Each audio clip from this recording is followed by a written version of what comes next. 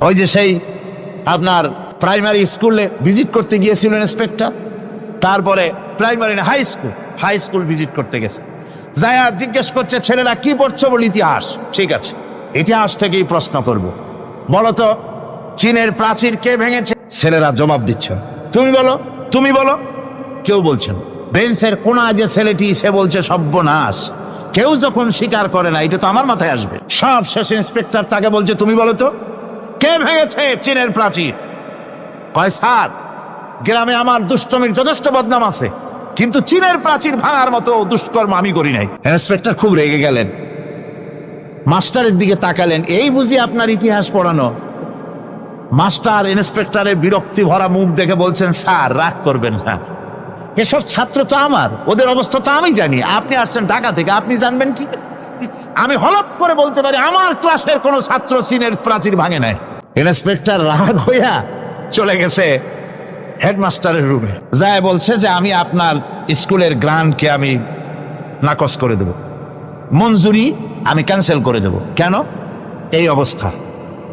Headmaster বলছে sir রাগ করবেন না, আপনার জন্য কিছু টাকা পয়সাও রাখছি হাদিয়া, বড় একটা চর্বিযুক্ত খাসিও জবাও করা হয়েছে, পুকুর থেকে রুই মাছ তোলা হয়েছে।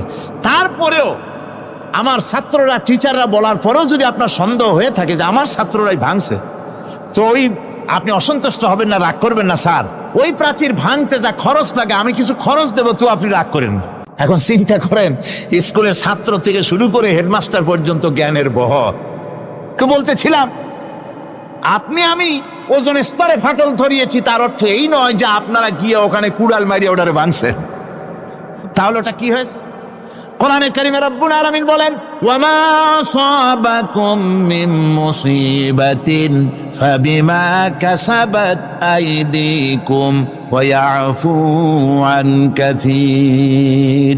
যত বিপদ তোমাদের উপর আরোপিত হয় সমস্ত বিপদ তোমাদের দুই হাতের কামাই করা। কে বলছেন? আল্লাহ পাক। ওজনের স্তরে ফাটল ধরেছে, এটা বিপদ, বিশ্বের সমস্ত মানব সভ্যতা সৃষ্টি জগতের জন্য বিপদ। এই বিপদের জন্য দায়ী পৃথিবীর মানুষ। কিরকম?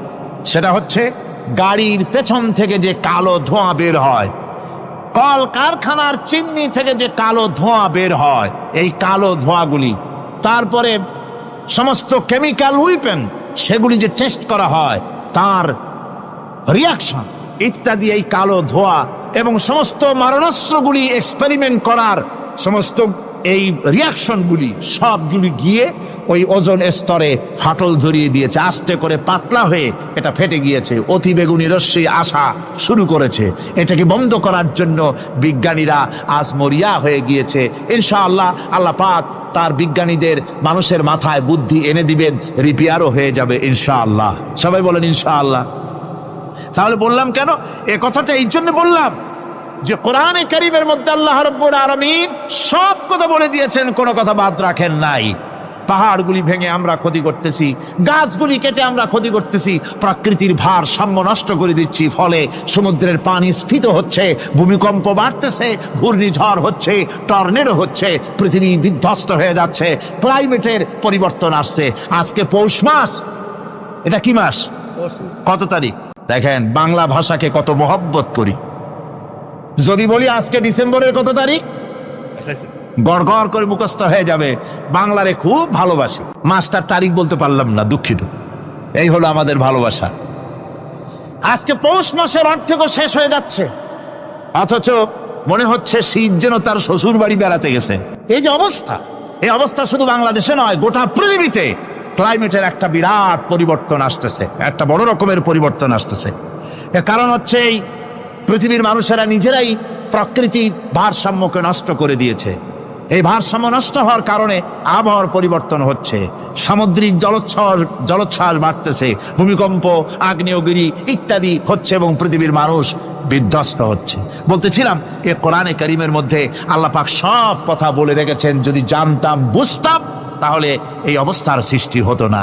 এটা বিজ্ঞানের বই নয়, রাজনীতির বই নয়, সমাজনীতির বই নয়, বরং সমস্ত নীতিমালার উচ্চ, জ্ঞানের উচ্চ হচ্ছে আল কোরআন। জ্ঞানের উচ্চ কি? আরো জোরে বলেন, জ্ঞানের উচ্চ কি? আল কোরআন। পবিত্র কোরআনে এমন এমন ঘটনা আল্লাহ পাক বলেছেন যা ষষ্ঠ শতাব্দীর দুনিয়া এ সম্পর্কে কিছুই জানতো না, অবশ্য কিছু কিছু ঘটনা ইহুদিদের কিতাবে অতিরঞ্জিত আকার এবং বিকৃত অবস্থায় এসেছে, কিন্তু কোরআনে কারীম দুনিয়ার মানুষকে আদম সৃষ্টি, নূহের বন্যা, তারপরে মুসা আলাইহিস সালাম ফেরাউনের ঘটনা, ইব্রাহিম আলাইহিস সালামের নমরুদের ঘটনা এবং ইউসুফ আলাইহিস সালামের কাহিনী সবগুলিকে সুন্দর করে কোরআন শরীফ উপস্থাপনা করেছে রাসূলের মাধ্যমে, যা পৃথিবীর ইতিহাসে কেউ জানতো না, সেগুলি আল্লাহ পাক জানাইছেন কিভাবে। কোরআনে কারীম বলছে, তিলকা মিন আম্বাইল গায়বি নূহিহা ইলাইকা মা কুনতা তা'লামুহা আনতা ওয়ালা কওমুকা মিন ক্বাবলি হাযা। এ হলো সব অজ্ঞাত ঘটনা। সমস্ত ঘটনাগুলি আল্লাহ পাক তার হাবিবকে শুনিয়ে বলে দিলেন, সব অজ্ঞাত ঘটনা যা তুমি জানতে না, তোমার কোনো জানা ছিল না, আমি ওহীর মাধ্যমে তোমাকে সব জানাইছি। ইউসুফ আলাইহিস সালামকে যখন তার ভাইয়েরা কুয়ার মধ্যে ফেলে দিতেছিল তখন তুমি উপস্থিত ছিলে না, এই ঘটনা ওহীর মাধ্যমে আমি জানালাম। মুসা আলাইহিস সালামকে যখন ফেরাউন দরিয়ার ভিতরে ফেলে দিল, সেই সময় তুমি সিনাই পর্বতের পাশে দাঁড়িয়ে সব দৃশ্য লক্ষ্য করনি, অথচ আমি ওহীর মাধ্যমে সব তোমাকে খুলে খুলে বলে দিয়েছি। আল্লাহ পাক সমস্ত ঘটনাগুলিকে বলে বলে কোরআন শরীফের মধ্যে সব সাজিয়ে দিলেন, বলে দিলেন। তিনি বললেন, ওয়ামা কুনতা বিজানিবিল গারবিয়্যি ইয কাযাইনা ইলা মুসাল আমরা ওয়ামা কুনতা মিনাশ শাহিদিন। ফিরআউন যে মুসার সঙ্গে যে ব্যবহারটা করলো, এ সময় সেখানে তুমি উপস্থিত ছিলে না, আমি ওহীর মাধ্যমে তোমাকে তা জানিয়েছি। কাযালিকা নাকুসসু আলাইকা মিন আনবাই মা ক্বাদ সাবাকা ওয়া ক্বাদ আতাইনাকা মিন লাদুন্না যিকরা। আল্লাহ পাক বলেন, এভাবে আমি আপনার কাছে অতীত ঘটনাবলী ওহীর মাধ্যমে নিখুঁতভাবে আপনার সামনে সব বলে দিয়েছি। আমার ভাইয়েরা, এই বিশ্বলোকে ঊর্ধ্ব লোক সম্পর্কে নিয়ে ভুল তথ্য বর্ণনা আল্লাহ পাক করে দিয়েছেন কোরআনের মাধ্যমে। 1665 খ্রিস্টাব্দে স্যার আইজাক নিউটন তিনি আবিষ্কার করলেন মাধ্যাকর্ষণ শক্তিকে।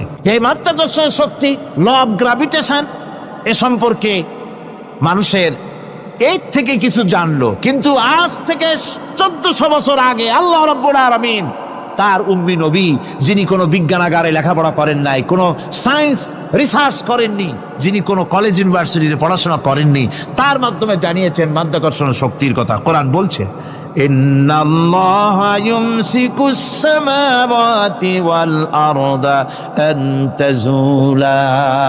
এই পৃথিবী এবং সমস্ত গ্রহ উপগ্রহকে আল্লাহ পাক বলছেন, আমি এমন এক শক্তি দিয়েছি যে শক্তির মাধ্যমে একটা আরেকটাকে আকর্ষণ করে রাখছে। এই পৃথিবীতে মাধ্যাকর্ষণ শক্তি শুধু পৃথিবীর নাই, সূর্যের আছে, মঙ্গলের আছে, নেপচুনের আছে, ইউরেনাসের আছে, বৃহস্পতির আছে। প্রত্যেকটি গ্রহের আলাদা আলাদা মাধ্যাকর্ষণ শক্তি আছে, আর এই শক্তির বলে একটা আরেকটাকে টেনে ধরছে, যাতে করে বিচ্ছিন্ন হয়ে না যায়, যাতে করে ধ্বংসপ্রাপ্ত না হয়। এগুলি আল্লাহ পাক এই তথ্যগুলি কোরআনে কারীমের মধ্যে বলেছেন। ফলে মরিস বুকাইলির মতো লোক, যিনি ফরাসি দার্শনিক, তিনি বলেছেন দুনিয়ার সমস্ত বিজ্ঞানীদের থিওরি হচ্ছে এই, যে বিজ্ঞানের কোনো থিওরি ফাইনাল নয়। আজ একটা হচ্ছে, কাল সেটাকে পরিবর্তন করে নতুন আর এক থিওরি আসতেছে। কিন্তু কোরআনে কারীমের মধ্যে আমি, কে বলতেছেন এ কথা? না না না, মরিস বুকাইলি বলছেন, কোরআন শরীফের ভিতরে আমি যে বিজ্ঞানের তথ্য পেয়েছি, থিওরি পেয়েছি, তার কোনো পরিবর্তন আজও হয় নাই, ভবিষ্যতেও হওয়ার কোনো সম্ভাবনা নাই। মরিস বুকাইলি মনে করেছিলেন বেদ আর বাইবেলে যেমন ভুল আছে, কোরআন শরীফে ওই রকম ভুল আছে, নাউজুবিল্লাহ। সেই জন্য তিনি আরবি শিখলেন কোরআন বোঝার জন্য, ভুল ধরার জন্য। কোরআন শিখলেন কি জন্যে? ভুল ধরার জন্য। আর এমন শেখা শিখছেন, ওই আরবি শিক্ষা মানে আমাদের দেশের লোকদের মতো আনাকুম জানাকুম শেখে নাই, ভালো করেই শিখছে, ভালো করেই মুখস্থ করেছে, তার ভালো করে আরবি শিখেছেন, তারপরে কোরআন শরীফ পড়েছেন, তারপরে তিনি এ কোরআন পড়ে তেলাওয়াত করে বুঝে এরপরে তিনি বই লিখেছেন দি Bible, the Quran and science. এই বইয়ের মধ্যে তিনি পরিষ্কার লিখেছেন, কোরআন পড়লাম, এর ভিতরে একটা নকতা দেওয়ার, একটা কলমের ফোঁটা দেওয়ার জায়গা কারো নাই। কোরআন নিঃসন্দেহে মহান স্রষ্টা আল্লাহ রাব্বুল আলামিনের মানুষের বানানো কিতাব, এটা হতে পারে না। সুতরাং কোরআন শরীফের মধ্যে আল্লাহ পাক সব কথা বলে দিয়েছেন। বিজ্ঞানের সাথে কিন্তু কোরআনের সংঘর্ষ নাই। অনেকে মনে করে যে বিজ্ঞান আর কোরআন এর মধ্যে বিরাট সংঘর্ষ। না, বিরাট সংঘর্ষ নয়, দুই একটা পয়েন্টে সংঘর্ষ থাকতে পারে। অধিকাংশ ব্যাপারই বিজ্ঞান, আমি মনে করি বিজ্ঞানের আবিষ্কার যত বাড়বে কোরআন বোঝা মানুষের জন্য তত সহজ হবে। এটা আমার ধারণা, এটা আমার ধারণা। বিজ্ঞানের সাথে দুই একটা পয়েন্টের উপরে সংঘর্ষ আছে, যেমন চন্দ্র এবং সূর্য সম্পর্কে, সৌরজগৎ সম্পর্কে Copernicus, Kepler, Galileo, Newton, Einstein মহাশূন্য সম্পর্কে যে সব বক্তব্য রেখেছেন, সেসব বক্তব্যের সাথে কোরআন শরীফের কিছুটা বৈপরীত্য রয়েছে। যেমন কেউ বলেছেন সূর্য ঘোরে, পৃথিবী স্থির, কেউ বলে সূর্যের চতুর্দিকে পৃথিবী ঘোরে, কেউ কয় চন্দ্র ঘোরে, কেউ কয় আমরা কি আর বসে থাকি, আমরাও ঘুরি। কিন্তু আসলে ঘোরেটাকে কে ঘোরে, এ ফয়সালা কে দেবে? কে দিবে বলুন তো? হ্যাঁ, ঠিক বলেছেন, আল্লাহই দিবেন, কারণ এগুলি সৃষ্টি করেছেন কে? এবার শুনুন, এই বিতর্কের মীমাংসা আল্লাহ পাক করছেন কোরআনে কারিমে বহু আগে। গ্যালিলিও, কেপলার, কোপার্নিকাস এদের বলার অনেক আগে বিশ্বনবী জনাবে মুহাম্মদ রাসূলুল্লাহ সাল্লাল্লাহু আলাইহি ওয়াসাল্লাম তিনি বলে দিয়েছেন, আল্লাহর কথা তিনি বলেছেন, লাশ-শামসু ইয়ানবাগী লাহা আন তুদরিকাল কামারা ওয়ালাল লাইলু সাবিকুন নাহার ওয়া কুল্লুন ফি ফালাকিন ইয়াসবাহুন। প্রবল জ্ঞানী হইবে যাহারা, আপন মনেতে বুঝিবে তাহারা। রাত্রি পারে না আগে যাইবার দিনের স্থান করি অধিকার। চন্দ্র বাঁধে না সূর্যের গায়েতে, সূর্য পারে না চন্দ্রকে ধরিতে। যার যে স্থান বহাল রাখিয়া ভ্রমণ করিছে খোদাকে ডরিয়া। আল্লাহ রাব্বুল আলামিনকে ভয় করে সব ঘুরছে। চাঁদও ঘোরে, সূর্য ঘোরে, মঙ্গল ঘোরে, ইউরেনাস ঘোরে, বৃহস্পতি ঘোরে, পৃথিবীও ঘোরে। সব ঘুরছে তো ঘুরছেই, বন করে ঘুরছে একটা নির্দিষ্ট কক্ষপথে, আপন আপন কক্ষপথে ঘুরছে, যার ফলে অ্যাক্সিডেন্ট হয় না। সুবহানাল্লাহ, জোরে বলেন সুবহানাল্লাহ। নির্ধারিত কক্ষে ঘুরছে, নির্ধারিত কক্ষে ঘুরছে। এর কক্ষগুলি আল্লাহ পাক ঠিক করে দিয়েছেন, সেই কক্ষে ঘুরতেছে, একে অপরের পথ অতিক্রম করতেছে না। আবার ওই মহাশূন্যের ভেতরে রয়েছে ব্ল্যাক হোল। ব্ল্যাক হোল কি? ব্ল্যাক হোল হচ্ছে একটা বিরাট অন্ধকার গহ্বর, একটা মৃত্যুকূপ। এত বড় বিরাট ব্ল্যাক হোল মহাশূন্যে আছে, বিজ্ঞানীরা হয়রান হয়ে গেছে। তার এত বড় শক্তি, সে শুধু তারা খায় না, কোন তারকা ঘুরতে ঘুরতে যদি তার কাছে এসে যায় তারাকে খেয়ে ফেলে। কোন আলো যদি কাছে আসে, আলো শুষে নিতে নিতে আলো যার থেকে এসেছে সেটাকেও শেষ করে ফেলে। এ ধরনের একটা দারুণ আকর্ষণী শক্তি তার মধ্যে আল্লাহ সৃষ্টি করেছেন। একটা ব্ল্যাক হোল আছে মহাশূন্যের ভিতরে। সূর্য, চন্দ্র, গ্রহ, নক্ষত্র, যে সূর্য পৃথিবীর চাইতে 13 লক্ষ গুণ বড়, এমন 2 কোটি সূর্য খাইয়া হজম করতে পারে, এত বড় ব্ল্যাক হোল আল্লাহ তৈরি করে রেখেছেন মহাশূন্যের উপরে।